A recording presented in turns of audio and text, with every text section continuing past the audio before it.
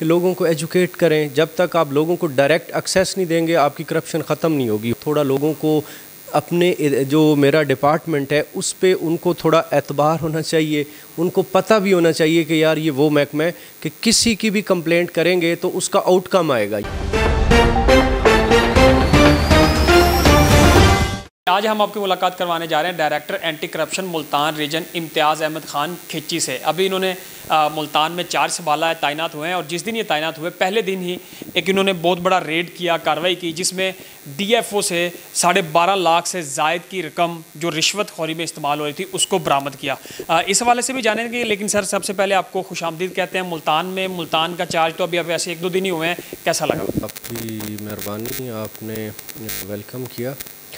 तो जिस दिन मैंने ये चार्ज लिया था सेम डे ये रिपोर्ट हुआ, मुझे बताया गया कि जी कोई भारी रकम है, कोई 12.5 लाख के नज़दीक है, वो डिमांड कर रहा है। तो हमने फिर एज़ पर लॉ सेशन जज साहब से अप्रूव करवाया, साथ जुडिशल मैजिस्ट्रेट भेजा। That was a successful trap.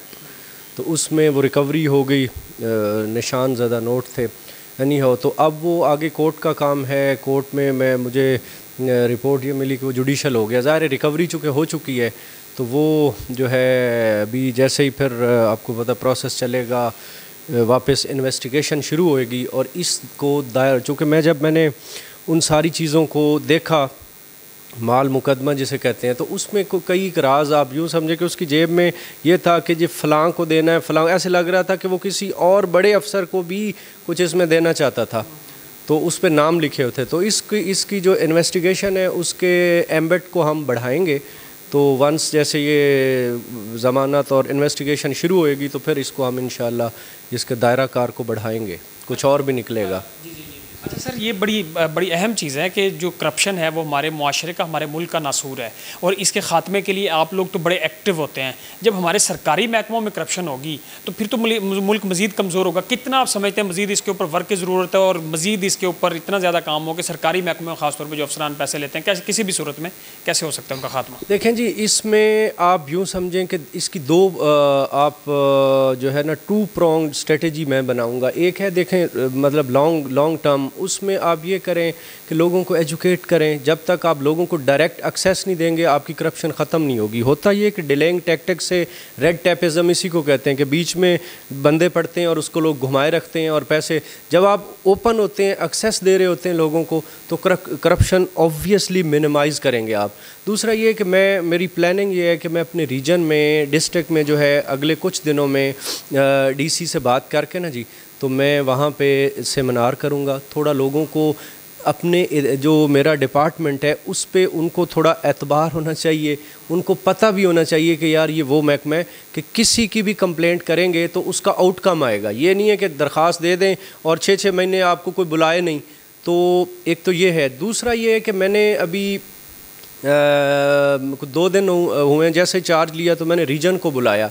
मैंने अपने तमाम जो IOs हैं, EOs हैं, सभी को बुलाया, इंस्पेक्टर्स को। मैंने उन्हें कहा कि 2 तरह के केसेस होते हैं। वन इज़ मेगा केसेस, वो बहुत बड़े ह्यूज स्कैम और आपको अरबों के मामला आते हैं, वो तो आप कर रहे हैं। उस पर it demands, it needs, it requires, आपको एक एविडेंस चाहिए ब्लैक एंड वाइट में, वो it will take some time, वो चलता है। एक पैरेलल ऐसी चीज़ होती है सर कि आपको 15,000 20,000 वो पटवारी से आपको शिकायत है, वो SHO से शिकायत है, रजिस्ट्री मोहर से शिकायत है, जो हमारा मेन एक फेस होता है जिससे ज़्यादा पब्लिक का इंटरेक्शन होता है। मैंने इनको ये वाज़िया मेरी डायरेक्शन है और DG साहब की भी है कि हम इसको 15 से 20 दिनों में मैक्स इनको मैं 20 दिन दूँगा।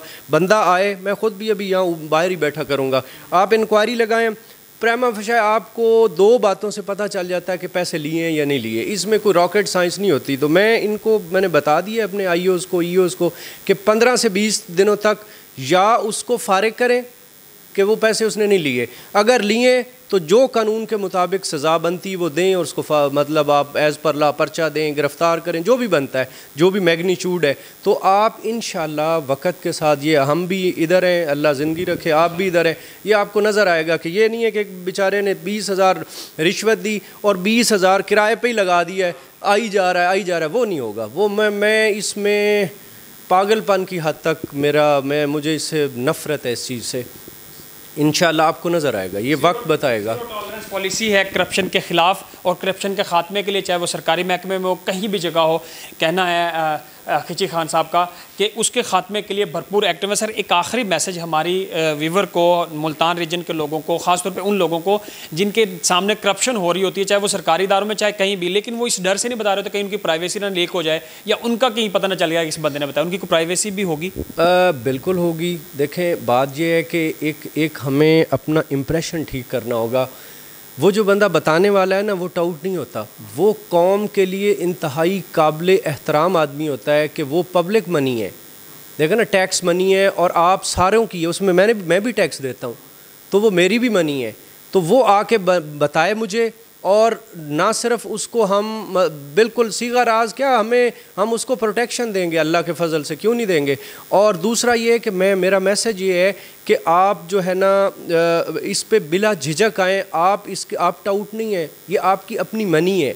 उसको अगर खा रहे हैं लोग तो आप मुझे आके बताएं किसी महकमे से। देखें, काम किसी का, उस ईमानदार बंदे का मैं उसको उस करप्ट बंदे से भी बदतर समझता हूँ कि जो फ़ाइल लेके बैठ जाए, लोगों को चक्कर लगाए, काम ना करे। उसकी ईमानदारी का क्या फ़ायदा? वो अपने पास रखे ईमानदारी बंदे को। जब बंदा आ रहा है तो आप उसको फिल फॉर एट अर्लीस्ट उसका काम करें। अगर आप काम नहीं कर रहे तो मैं तमाम लोगों से अपनी मुल्तान रीजन से, जिसमें 4 अज़ला हैं, कोई अगर आपको काम नहीं कर रहा, डिलेइंग टैक्टिक कर रहा है, तो it is also a mode of corruption. मेरे पास आएँ, feel free to visit my office, तो मैं इंशाल्लाह मैं आपको रिज़ल्ट दूंगा और विद इन डेज़ दूंगा, लंबा नहीं, इंशाल्लाह। इम्तियाज़ खान खिची साहब, director anti corruption Multan region से हम बात कर रहे थे, और इनका वाज़ेह पैगाम है तमाम अज़ला के लोगों के लिए। और सबसे अहम बात, जो लोगों का साइलिन का शिकवा होता है कि वो जाते हैं, उनको दफातरों को चक्कर लगाने पड़ते हैं, उनको सुनवाई नहीं होती, उनके लिए वाज़ेह पैगाम दिया कि अब चक्कर नहीं लगाने पड़ेंगे। उनकी पहली इंटरेक्शन पर रैपिड रिस्पॉन्स दिया जाएगा और जो भी करप्शन करने वाले नासुर होंगे उनके खिलाफ एक्टिव फ़ौरन कार्रवाइयाँ की जाएंगी।